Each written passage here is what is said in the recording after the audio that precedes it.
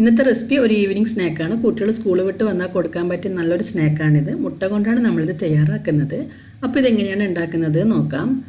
ആദ്യം ഞാനിവിടെ 4 മുട്ട എടുത്തിട്ടുണ്ട്. ഈ മുട്ട നമുക്ക് മിക്സിയുടെ ജാറിലേക്ക് പൊട്ടിച്ചൊഴിക്കാം. ഇതിലേക്ക് ചേർക്കേണ്ടത് കുരുമുളക് പൊടി, ചിക്കൻ മസാല, ഉപ്പ് എന്നിവയാണ്.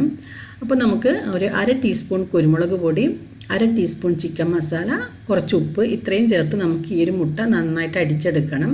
നിങ്ങളുടെ ചിക്കൻ മസാല ഇല്ലെങ്കിൽ ഗരം മസാലയോ മീറ്റ് മസാലയോ ചേർത്താൽ മതി. ഈ ഒരു മുട്ട നമ്മൾ ആവിയിൽ വേവിച്ചെടുക്കുകയാണ് ചെയ്യുന്നത്.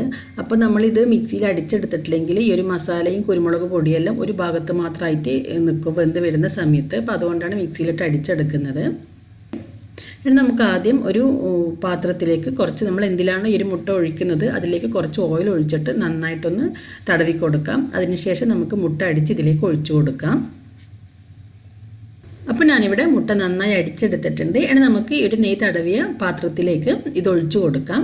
ഇനി നമ്മളിതിനെ ആവിയിൽ വേവിച്ചെടുക്കുകയാണ് ചെയ്യുന്നത്. ആദ്യം ഒരു പാൻ വെച്ചിട്ട് നമുക്കിതിലേക്ക് കുറച്ച് വെള്ളം ഒഴിച്ചു കൊടുക്കാം. ഇനി ഇതുപോലെ ഒരു റിങ് വെച്ചിട്ട് ഇതിൻ്റെ മുകളിലേക്കാണ് നമ്മൾ അടിച്ച് വെച്ച മുട്ടക്കൂട്ട് വെച്ച് കൊടുക്കുന്നത്. അതിനുശേഷം നന്നായി അടച്ച് വെച്ചിട്ട് നമുക്ക് ഈ ഒരു മുട്ട വേവിച്ചെടുക്കണം. മുട്ട വേവിക്കുന്ന സമയത്ത് പ്രത്യേകം ശ്രദ്ധിക്കാം. മാക്സിമം ഒരു 15 മിനിറ്റ് മാത്രമേ ഇത് വേവിച്ചെടുക്കണ്ടൂ. 15 മിനിറ്റിൻ്റെ ഉള്ളിൽ വെന്ത് വരും. മാക്സിമം ഒരു 15 മിനിറ്റ് എടുക്കും. അതിൽ കൂടുതൽ സമയം വേവിച്ചിട്ടുണ്ടെങ്കിൽ ഓവർ കുക്കായിട്ടുണ്ടെങ്കിൽ ഈ ഒരു മുട്ട പൊട്ടിപ്പോകാനുള്ള സാധ്യതയുണ്ട്. അപ്പോൾ അതുകൊണ്ട് മുട്ട വെന്തോ നോക്കിയിട്ട് വെന്തോ ഉടനെ നമ്മൾ ഫ്ലെയിം ഓഫ് ചെയ്യണം. ഇപ്പോൾ നമ്മുടെ മുട്ട നന്നായി വെന്ത് വന്നിട്ടുണ്ട്. ഇനി നമുക്കിത് ഫ്ലെയിം ഓഫായിട്ട് മുട്ട നന്നായി തണുത്തതിന് ശേഷം നമുക്ക് വേറൊരു പ്ലേറ്റിലേക്ക് മാറ്റാം. അപ്പോൾ ഈ ഒരു മുട്ട ഇങ്ങനെ സൈഡൊന്നും വിട്ട് വന്നിട്ടില്ലെങ്കിൽ കത്തി ഉപയോഗിച്ചിട്ടൊന്ന് ഇങ്ങനെ ഇളക്കി കൊടുത്താൽ മതി.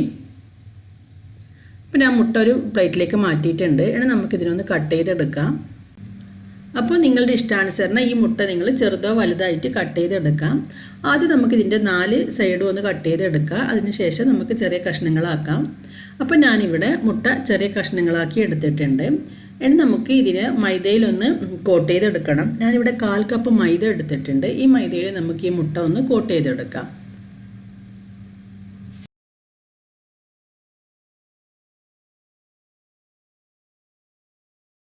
അപ്പോൾ ഞാനിവിടെ മുട്ട മുഴുവനും മൈദയിൽ കോട്ട് ചെയ്തെടുത്തിട്ടുണ്ട്. ഇനി നമുക്ക് ഒരു മുട്ട എടുത്തിട്ട് നന്നായി അടിച്ചതിന് ശേഷം ഈ ഒരു മുട്ട നമുക്ക് ഈ ഒരു അടിച്ചു വെച്ച മുട്ടയിലൊന്ന് മുക്കിയെടുക്കണം.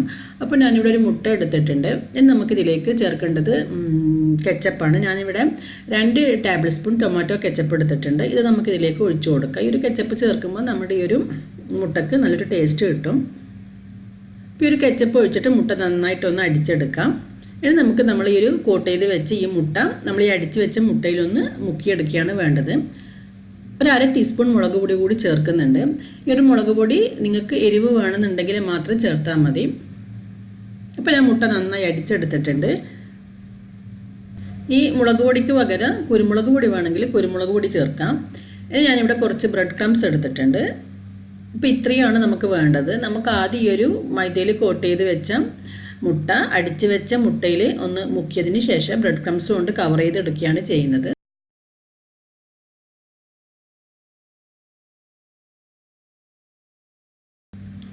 അപ്പം മുഴുവൻ മുട്ടയും ഞാനിവിടെ ബ്രെഡ് ക്രംസ് കൊണ്ട് കവർ ചെയ്തെടുത്തിട്ടുണ്ട്. ഇനി നമുക്കിതിനെ ഫ്രൈ ചെയ്തെടുക്കാം. ആദ്യം ഒരു പാൻ വെച്ചിട്ട് ആവശ്യത്തിന് ഓയിൽ ഒഴിച്ചു കൊടുക്കാം. എണ്ണ നന്നായി ചൂടായതിനു ശേഷം ഫ്ലെയിം കുറച്ച് വെക്കാം. കാരണം ഈ ഒരു മുട്ട പെട്ടെന്ന് തന്നെ ഫ്രൈ ആയിട്ട് വരും. ഒരുപാട് ഉള്ളൊന്നും വേവേണ്ട ആവശ്യമില്ല.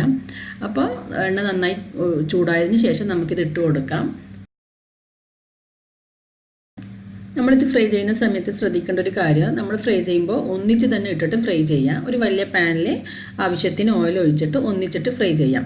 2 3 തവണയായിട്ട് ഫ്രൈ ചെയ്യുന്ന സമയത്ത് ഇത് ബ്രെഡ് ക്രംസ് ആയതുകൊണ്ട് തന്നെ നമ്മൾ എണ്ണ പെട്ടെന്ന് മോശമാവും. അപ്പോൾ ആ എണ്ണയിൽ തന്നെ നമ്മൾ വീണ്ടും ഫ്രൈ ചെയ്യുന്ന സമയത്ത് ഈ ഒരു കരിഞ്ഞ ബ്രെഡ് ക്രംസ് നമ്മൾ അടുത്ത ഫ്രൈ ചെയ്യുന്നതിൽ വന്നിട്ട് പറ്റിപ്പിടിച്ചിട്ട് അതൊരു കറുപ്പ് കളറാവും. അപ്പോൾ ഇങ്ങനെ ഒന്നിച്ച് ഫ്രൈ ചെയ്യുകയാണെങ്കിൽ നമുക്കെല്ലാം ഒരേ കളറിൽ കിട്ടും. അപ്പോൾ അതുകൊണ്ട് അങ്ങനെ ഒന്നിച്ച് ഫ്രൈ ചെയ്യാൻ ശ്രമിക്കാം. അപ്പോൾ അങ്ങനെ ഞാനിവിടെ മുഴുവൻ മുട്ടയും ഫ്രൈ ചെയ്തെടുത്തിട്ടുണ്ട്. ഇതിൽ നമുക്ക് ടൊമാറ്റോ കെച്ചപ്പും മയോണൈസും ഒന്ന് മിക്സ് ചെയ്തിട്ട് അതിൽ മുക്കി കഴിക്കുമ്പോൾ നല്ലൊരു ടേസ്റ്റാണ്. കുട്ടികൾക്കെല്ലാം ഇങ്ങനെ കൊടുക്കുകയെന്നുണ്ടെങ്കിൽ അവർക്ക് നന്നായിട്ട് ഇഷ്ടമാവും. അപ്പോൾ നിങ്ങളെല്ലാവരും ഇത് ട്രൈ ചെയ്ത് നോക്കിയിട്ട് ഇതിൻ്റെ ഫീഡ്ബാക്ക് അറിയിക്കാം.